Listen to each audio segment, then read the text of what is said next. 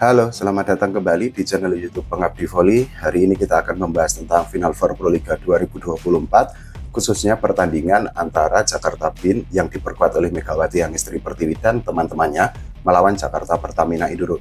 Jadi pertandingan antara Jakarta Bin melawan Jakarta Pertamina Induro sudah selesai diselenggarakan, digelar di Gor Jatidiri Semarang. Hasilnya kita sama-sama sudah tahu bahwa Megawati Hangestri Pertiwi dan teman-temannya di Jakarta Bin itu bisa mengalahkan Jakarta Pertamina Induro dengan skor 3-0. Skor yang sangat telak, skor yang sangat jomplang. Karena apa? Karena ini adalah Final Four. Final Four biasanya akan menyuguhkan pertandingan-pertandingan atau laga yang sangat sengit di antara kedua tim yang bermain di tengah lapangan. Tapi nyatanya Megawati Hangestri Pertiwi dan kawan-kawannya di Jakarta Bin ini bisa menunjukkan permainan yang jauh lebih solid, jauh lebih kompak, dan jauh lebih menggigit dibandingkan Jakarta Pertamina Induro.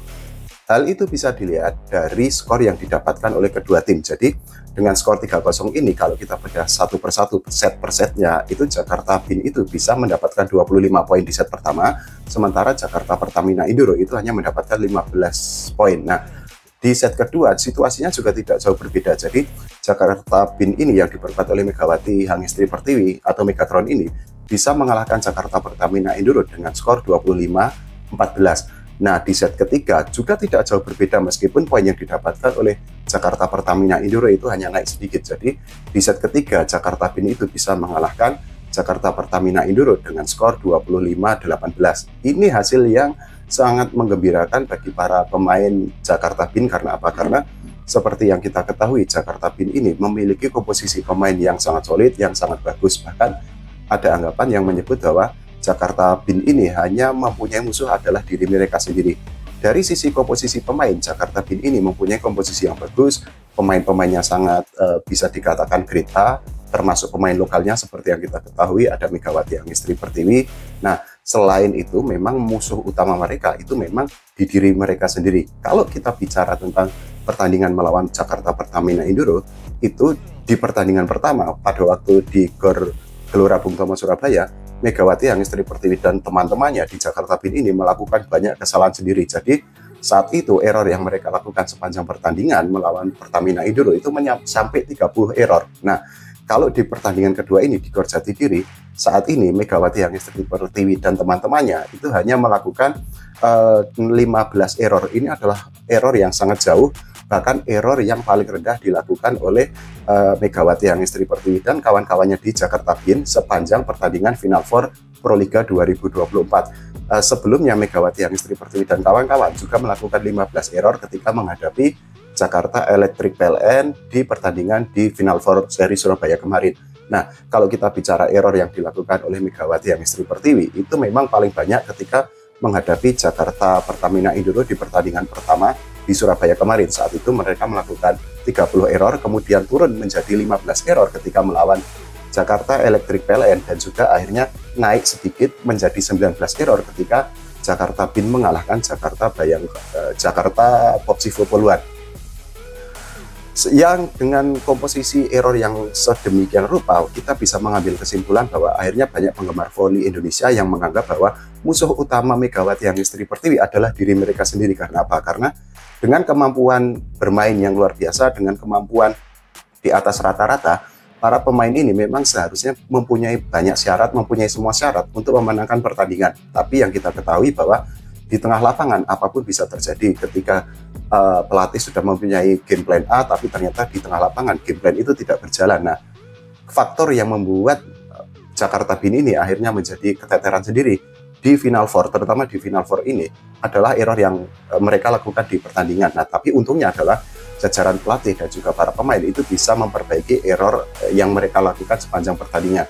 Kalau kita bicara di pertandingan seri kedua ini, di Final Four seri kedua di Gor Jatidiri Semarang, permainan atau statistik yang ditunjukkan oleh para pemain Jakarta Bin ini memang menunjukkan peningkatan yang signifikan. Jadi sepanjang pertandingan Jakarta Bin, Megawati Hangestri Pertiwi dan kawan-kawan itu melakukan 44 attack, sementara Jakarta Pertamina Induro itu hanya melakukan 27 attack.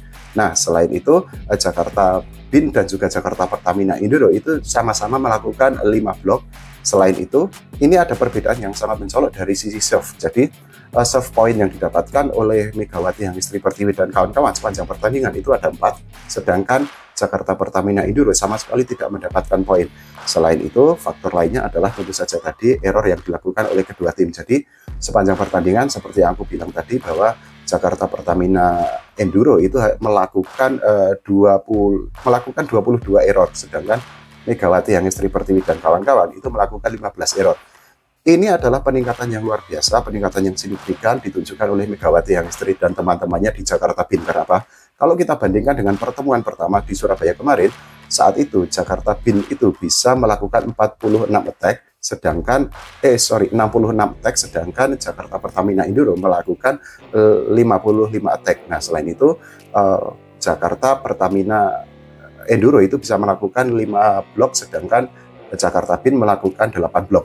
Kalau kita bicara dibedah dari sisi attack dan dari sisi blok, memang ada penurunan yang ditunjukkan oleh Megawati Hangestri Pertiwi dan kawan-kawan. Tapi kita tahu bahwa faktor utama yang seperti aku bilang tadi, bahwa faktor utama, musuh utama atau kelemahan utama yang dimiliki oleh Megawati Hangestri Pertiwi dan kawan-kawan di Jakarta Bin ini memang error-error yang sering mereka lakukan di tengah lapangan. Nah, selain kita bicara tentang statistik secara overall atau secara tim secara keseluruhan, kita juga harus mengakui bahwa Megawati Hangestri Pertiwi dan teman-temannya itu memang sangat solid di lapangan. Itu kita bisa mengambil atau kita bisa mengacu ke data, jadi statistik top skor yang di pertandingan Jakarta Bin melawan Jakarta Pertamina Induro di Semarang ini. Jadi 3 besar top skor yang di pertandingan itu semuanya adalah pemain Jakarta Bin. Jadi Jakarta Bin itu menempatkan Karabajima itu sebagai top skor di pertandingan melawan Jakarta Pertamina Induro dengan 18 poin.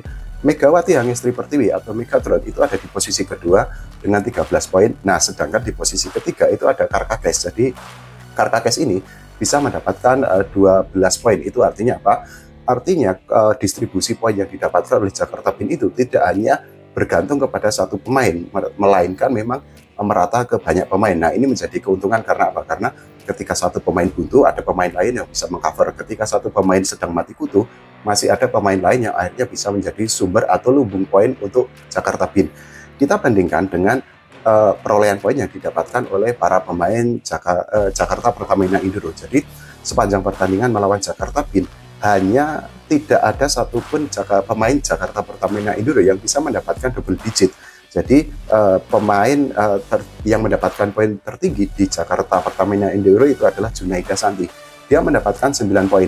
Ini juga ada catatan yang sangat buruk dari Paulina Simanova yang biasanya menjadi monster poin, biasanya menjadi sumber poin untuk Jakarta Pertamina Induro di pertandingan melawan Jakarta Bin. Paulina Simanova itu hanya mendapatkan 8 poin. Justru ada pemain yang penampilannya sangat bagus yaitu Rara atau Maradanti Namira yang itu bisa mendapatkan 8 poin. Ini adalah pemain muda yang bisa menjadi aset untuk masa depan timnas Indonesia ke depannya. Nah, selain itu kalau misal kita bandingkan dengan di pertandingan pertama itu memang komposisinya menjadi sangat jauh karena waktu itu pertandingan pertama di Surabaya saat itu Karabajima bisa mendapatkan 28 poin, sedangkan Megawati Hangestri bisa mendapatkan 24 poin. Nah, khusus untuk Paulina Simanova di pertandingan pertama antara Jakarta Bin melawan Jakarta Pertamina Induro di seri Surabaya kemarin, final 4 seri pertama, saat itu Paulina Simanova itu bisa mendapatkan 24 poin.